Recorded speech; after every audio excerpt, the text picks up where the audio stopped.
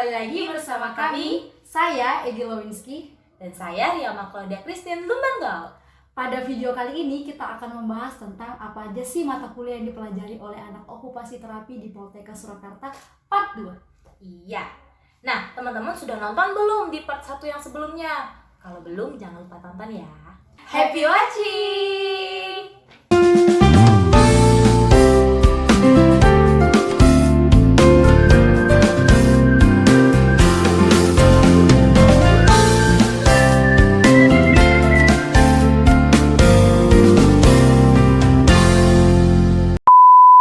Oke, untuk mata kuliah pertama kita ada mata kuliah analisis lingkungan dan ergonomi.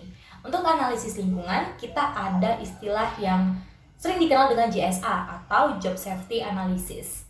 Di JSA ini kita akan belajar apa saja sih bahaya-bahaya yang mungkin dapat muncul pada suatu pekerjaan, dan kita akan belajar menganalisis bagaimana cara mengendalikan bahaya tersebut. Selain daripada itu, pada mata kuliah ini kita juga mempelajari apakah fasilitas yang ada di lingkungan sekitar kita itu udah ramah terhadap semua orang, baik itu kepada kita dan kepada teman-teman kita yang memiliki kebutuhan khusus atau biasa dikenal dengan difabel. Contohnya nih teman-teman, apakah di tempat umum itu udah ada toilet khusus untuk mereka? Yang kedua, apakah ada tempat duduk untuk mereka, tempat duduk khusus, atau apakah pintu yang ada itu bisa diakses oleh teman-teman kita yang menggunakan kursi roda. Jangan sampai di lingkungan kita tidak ramah terhadap mereka yang memiliki kebutuhan khusus, karena sekalipun mereka sedikit, tapi mereka juga memiliki hak yang sama kayak kita ya. Mata kuliah selanjutnya adalah penyakit dalam dan bedah. Pada mata kuliah ini kita mempelajari tentang kanker, yang kedua adalah kusta, Ada lagi diabetes, luka bakar, ada juga HIV/AIDS. Nah, pada mata kuliah ini kita akan mendalami lebih lagi peran terapis okupasi pada pasien dengan kondisi-kondisi penyakit dalam tersebut.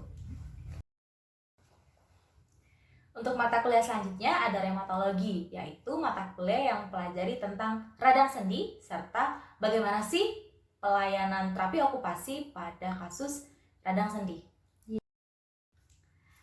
Mata kuliah selanjutnya adalah biomekanik dan kinesiologi.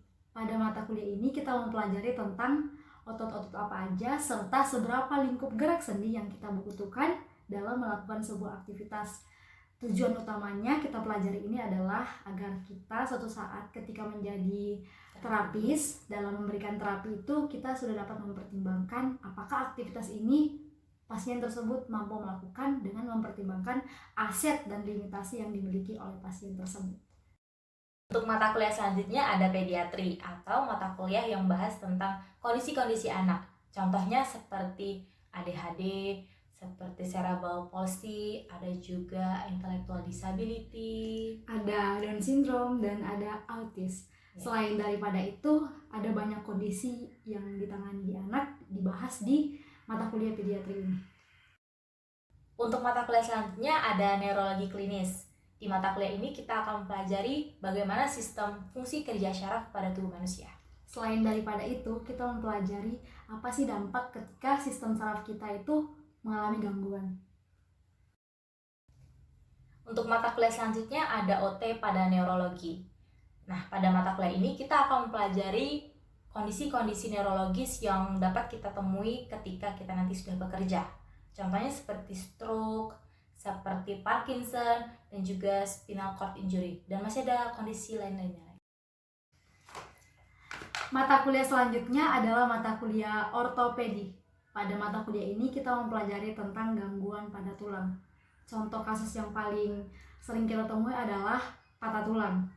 Nah, pada kasus ini kita mempelajari bagaimana teknik yang tepat diberikan kepada pasien dengan mempertimbangkan fase penyembuhan pada pasien tersebut. Untuk mata kuliah selanjutnya adalah splint. Nah, teman-teman udah pada tahu belum apa itu splint? Kayaknya belum pada tahu deh, Kak. Oke deh. Jadi, splint itu adalah alat bantu khusus untuk tangan. Nah, di sini kita akan belajar bagaimana cara membuat splint dengan menyesuaikan kondisi yang dialami oleh pasien. Mata kuliah selanjutnya adalah geriatri. Pada mata kuliah ini kita mempelajari tentang kondisi-kondisi yang ada pada lansia. Contoh yang paling sering dikeluhkan lansia adalah sulit tidur, Pikun. ya gangguan ingatan. Kemudian yang ketiga mudah lelah. Terus sering merasa kesepian. ya kesepian karena banyak yang difikirkan, entah itu anak-anak atau hari depan. Kemudian apa sih terapi yang tepat diberikan kepada kondisi-kondisi tersebut? Kemudian untuk mata kuliah selanjutnya ada MAPLOT atau Manajemen Pelayanan OT. Di mata kuliah ini kita akan mempelajari lebih dalam lagi bagaimana caranya meningkatkan pelayanan kepada pasien. Mata kuliah selanjutnya adalah kewirausahaan. Pada mata kuliah ini, tujuan utamanya adalah mempersiapkan kita menjadi entrepreneur. Kita sebagai okupasi terapi memiliki aset. Kita dapat membuka klinik ataupun berjualan alat terapi, dan masih banyak usaha yang bisa kita usahakan lagi. Mata kuliah selanjutnya adalah rehabilitasi bersumber daya masyarakat. Pada mata kuliah ini kita mempelajari tentang bagaimana caranya meningkatkan kualitas hidup pada masyarakat dengan memanfaatkan fasilitas-fasilitas yang ada di masyarakat. Iya, di sini kita juga bekerja secara teamwork ya teman-teman, dengan bekerja dengan pilar-pilar kesehatan seperti bidan, kader, dan juga pemimpin-pemimpin yang ada di lingkungan masyarakat. Iya. Untuk mata kuliah selanjutnya ada pertimbangan klinis atau istilah kerennya clinical reasoning. Nah, di mata kuliah ini kita akan mempelajari apa saja yang menjadi dasar atau landasan kita dalam memberikan suatu intervensi kepada klien. Jadi teman-teman, sekalipun yang kita lakukan itu terlihat main-main, tapi semuanya ada dasarnya ya. Mata kuliah selanjutnya adalah OT pada seksualitas. Teman-teman, kita kan sudah mempelajari tentang 8 domain OT. Nah, salah satu domain OT itu adalah activity of daily living, atau bahasa Indonesianya adalah aktivitas sehari-hari. Sementara itu, aktivitas seksualitas itu masuk dalam aktivitas sehari-hari. Kemudian, kenapa kita sebagai anak OT mempelajari mata kuliah ini? Tujuannya agar kita dapat mengedukasi kepada pasien, agar pasien tersebut bisa melakukan aktivitas seksual secara efisien atau efektif sekalipun memiliki gangguan. Iya, tapi sayangnya di Indonesia membahas tentang seksualitas ini masih agak tabu. Sayang sekali sih, padahal penting. Iya. Mata kuliah selanjutnya adalah metodologi penelitian dan statistik. Kita gabung aja ya mata kuliah ini, karena mata kuliah ini saling berkaitan. Tujuan utamanya adalah bagaimana caranya agar kita dapat mengolah suatu data, baik itu data kualitatif ataupun kuantitatif. Yang tujuan jangka panjangnya adalah ini bermanfaat untuk mengolah data kita pada saat tingkat akhir, untuk tugas akhir. Teman-teman, mata kuliah selanjutnya ini adalah mata kuliah yang tidak didapatkan di D3 namun didapat di D4. Nah, untuk mata kuliah ini akan dijelaskan oleh Kaliama. Oke, jadi kita ada mata kuliah Hukum dan Etika Kesehatan. Di mata kuliah ini kita akan mempelajari hukum apa aja yang ada di dunia kesehatan serta etika yang berlaku. Oke, untuk mata kuliah selanjutnya ada Sains Okupasi Terapi. Di mata kuliah ini kita akan diajak berpikir kreatif bagaimana caranya mengembangkan profesi terapi okupasi agar lebih berkembang lagi ke depannya. Jadi profesi kita ini tidak ketinggalan zaman, tidak stuck di situ saja. Berarti termasuk ini ya Kak, ada hubungannya dengan pemanfaatan teknologi. Betul banget, betul sekali. Mengikuti zaman juga, mengikuti kebutuhan manusia seperti apa. Betul. Pengembangan teknologi untuk memajukan okupasi terapi. Yes. Untuk mata kuliah selanjutnya ada rehabilitasi industri. Nah, di mata kuliah ini kita akan sering mendengar istilah return to work. Jadi memang klien kita kebanyakan adalah pekerja yang mengalami kecelakaan kerja. Jadi pasien yang kita tangani ini dia baru saja mengalami suatu gangguan sehingga tidak bisa melakukan pekerjaannya semula.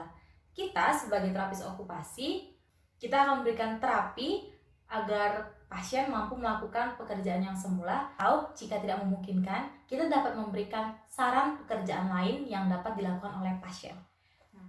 Selanjutnya ada mata kuliah farmakologi atau respon obat terhadap suatu individu. Contohnya nih, ketika kita sedang memberikan pelayanan terapi okupasi di RSJ, pasien RSJ-nya ini ada yang mengantuk selama sesi terapi. Jangan sampai kita sebagai terapis menilai pasien dia mengantuk atau dia pemalas. Padahal bisa jadi mengantuknya itu adalah respon obat. Untuk contoh pada kondisi pediatri itu kurang lebih sama seperti di jiwa tadi, yaitu mengantuk. Ketika anaknya dibawa ke rumah sakit atau ke klinik untuk terapi, anaknya malah tidur. Nah, itu perlu dicari tahu. Bisa jadi mengantuknya anak itu adalah efek samping dari mengkonsumsi obat. Di sini terapis bisa melakukan diskusi kepada orang tua atau dokter. Apakah jam mengkonsumsi obatnya bisa dipindah setelah melakukan sesi terapi. Nah, contoh pada pasien dewasa berkaitan dengan toleransi level nyeri. Contohnya ya, pada sesi terapi kemarin nih, kita gerakan lengan pasiennya segini, pasiennya udah ngerasa kesakitan. Kemudian pada hari ini, kita gerakan lingkup gerak sendi pasiennya segini, pasiennya nggak ngerasa nyeri. Kita berpikir, oh itu peningkatan nih, toleransi level nyerinya. Padahal pasiennya habis mengkonsumsi obat anti nyeri. Nah, itu kita perlu cross check ulang ya teman-teman. Betul. Jangan sampai salah paham ya. Salah menilai. Bagaimana teman-teman, kalian tertarik nggak mengambil jurusan okupasi terapi juga? Tertarik dong. Iya. Nah, bagi teman-teman yang berminat dan masih bingung, teman-teman boleh menanyakan apa yang menjadi kebingungan teman-teman semua di kolom komentar. Demikian video kami pada hari ini. Semoga bermanfaat. Sampai ketemu di video selanjutnya. Bye-bye. Happy watching. Happy watching. Tertarik gak mengambil jurusan okupasi terapi? Tertariklah, masa enggak? Splint. Nah, teman-teman udah tahu belum apa itu splint? Kawan dia. Sekian video kami pada hari ini. Semoga bermanfaat. See you in the next video. Bye-bye. Thanks for watching. God bless you.